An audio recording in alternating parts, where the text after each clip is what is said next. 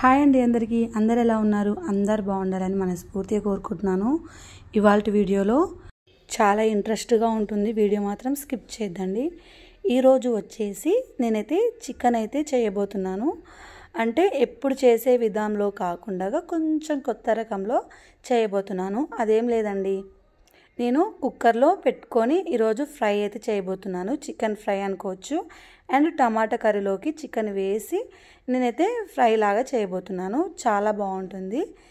ఇంకా ఇలా కుక్కర్లోకి వేసుకొని ఒక 3-4 విజిల్స్ పెట్టుకొని ఉడికించుకున్నాను చికెన్ అయితే. నెక్స్ట్ ఇట్లా బాయిల్లోకి కొంచెం తగినంత ఆయిల్ అయితే వేసుకుంటున్నాను.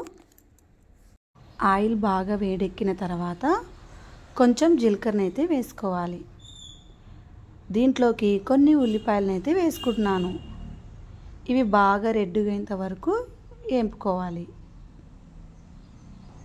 ఎక్కడైనా చూసారా అయితే కామెంట్ చేయండి. ఎక్కడైతే చూడలేదు, నేనే కొత్తగా ట్రై చేస్తున్నాను. ఎప్పుడు ఒకటే లాగా చేసుకొని తినడం వలన మాకు బోర్ కొట్టేసింది అనేసి ఇలా కొత్తగా అయితే ట్రై చేస్తున్నానండి. చాలా బాగుంటుంది అసలు టేస్ట్ అయితే అనుకుంటున్నాను. నేను ఇంకా తినలేదు, తిన్న తర్వాత అయితే చెప్తాను మీతోటి. ఇలా బాగా వేపుకోవాలి.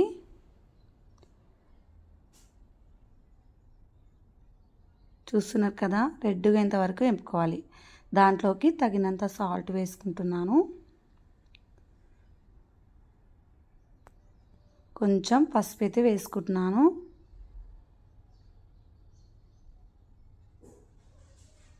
కొంచెం కారం అయితే వేసుకుంటున్నాను.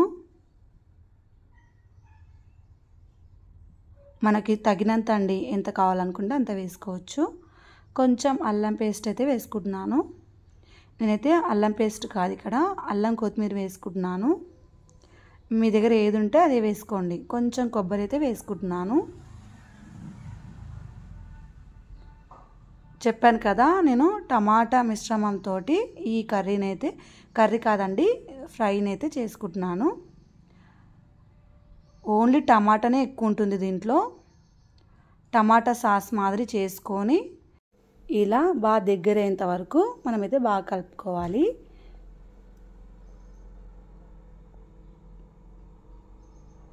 నేను వాటర్ గీటర్ ఏం వేయలేదండి, డైరెక్ట్గా ఇలా చికెన్ ఉడికించుకున్న చికెన్ అయితే దీంట్లోకి అయితే వేసుకోవాలి.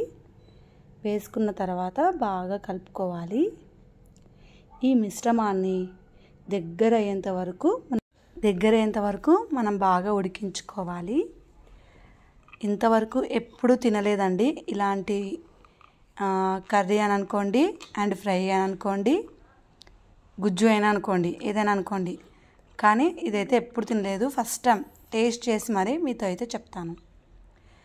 ఇక్కడ డైనింగ్ టేబుల్ మీద అన్నీ అరేంజ్ చేస్తున్నాను నేను. పిల్లలకి పిలిచాను రండి అనేసి తినడానికి.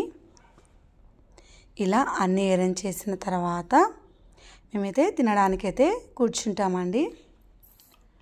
ఇక్కడ చపాతీలు చేశాను, రైస్ చేశాను, చికెన్ ఫ్రై అనుకోండి, చికెన్ కర్రీ అనుకోండి, చికెన్ రోస్ట్ అనుకోండి, ఏదైనా పర్లేదు, ఇదైతే చేశాను. నెక్స్ట్ పెరుగు అయితే పెట్టాను.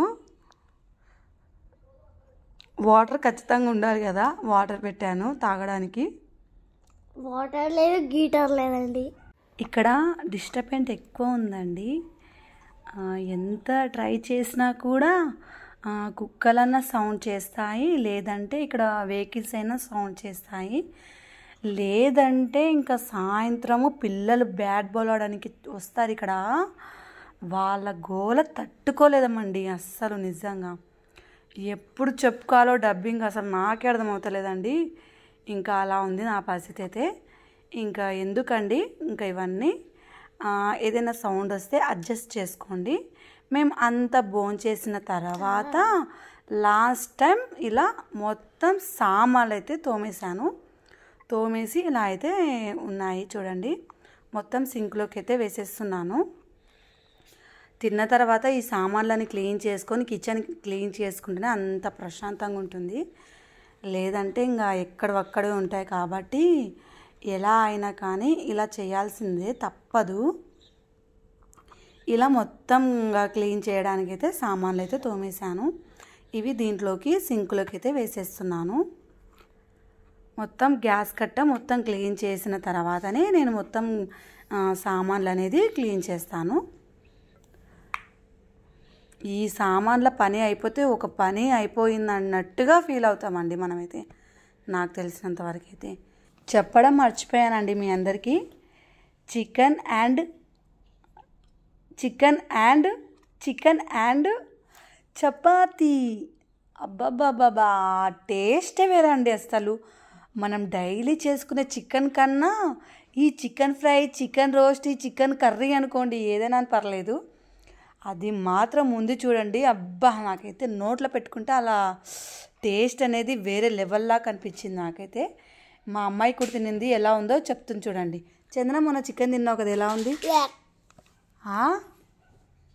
చూడండి చేసి పెడుతుంటే ఇంట్లో అస్సలు ఇంకా అర్థం కావడం లేదు, అస్సలు కనపడడం లేదు. ఎలా చెప్తున్నారో చూడండి.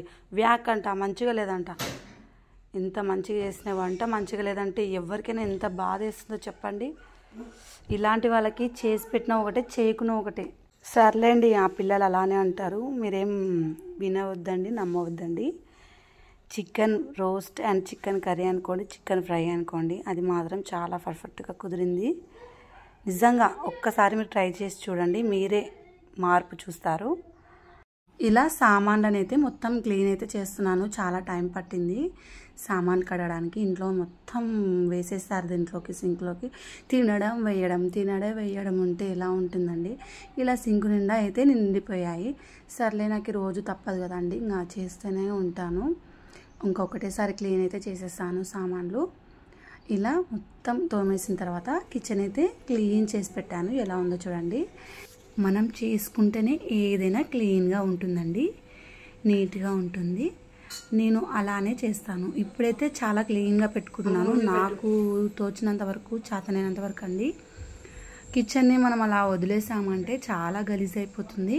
అలా అనేసి నేను డైలీ ఒక్కసారి క్లీన్ చేసి పెట్టేస్తాను.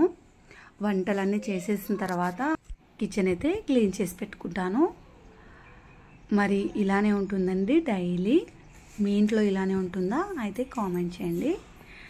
వీడియో నచ్చితే లైక్ చేయడం, సబ్స్క్రైబ్ చేయడం, బెల్ ఐకాన్ ఆన్ చేసుకోవడం మాత్రం మర్చిపోద్దండి. ఇలాంటి వీడియోస్ చాలా చాలా చాలా వస్తాయి. థ్యాంక్ యూ అండి, యువర్ వాచింగ్.